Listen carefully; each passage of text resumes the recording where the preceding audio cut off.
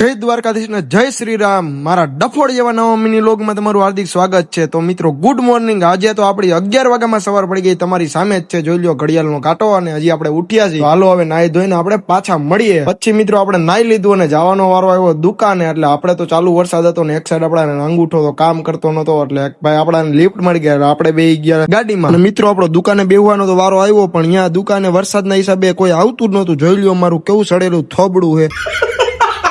અને વરસાદ એક સાઈડ બહુ પડતો હતો. નમનભાઈ મારો હથવારો કરાવતા હતા. અને મિત્રો પછી આપણે રોંઢે ગયા વિડીયો બનાવવાના. આપણાને ઘર પાસે જ રોજડું ભેગું થઈ ગયું, એટલે રોજડાને રામ રામ કરી લીધા. અને પછી અમે નીકળી ગયા.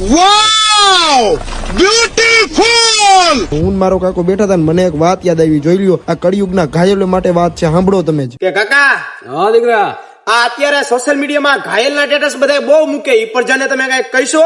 અવશ્ય, કેમ નહીં. રૂકો જરા, સબર કરો. કે દીકરા, ઈ ઘાયલ પ્રજાને કોણ સમજાવે કે રણભૂમિમાં મારો ઠાકર જેને માણસનું સર્જન કર્યું હે, ઈ ઠાકર અંગરાજકરણને સમજાવીને થાકી ગયો કે પાંડવો બાજુથી યુદ્ધ કર, પાંડવો બાજુથી યુદ્ધ કર, તોય એનું મન ન બદલી શક્યો.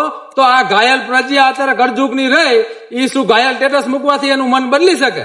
અરે નો બદલી શકે, મમરા ભરો. અને જો મારું માનો ને તો ઘાયલ પ્રજા તમારા ગામના પોતપોતાના અવેડામાં તમારા આહુડા નાખો, તો ગામના કોઈ ઘાયલ ખૂટિયા હોય એ એની તરસ છીપાવે. વાહ કાકા વાહ. પછી મિત્રો વાગી ગયા હતા રાતના 12 અને આપણે સવારે વહેલું ઉઠવાનું હતું, એટલે આપણે હુઈ ગયા. અને મિત્રો આજે વ્લોગ બહુ નાનો છે, પણ તમે થોડુંક સમજી લેજો અને હકાલી લેજો. અને કાલનો વ્લોગ જોવા માટે તૈયાર રહીજો. જય દ્વારકાધીશ, જય શ્રી રામ.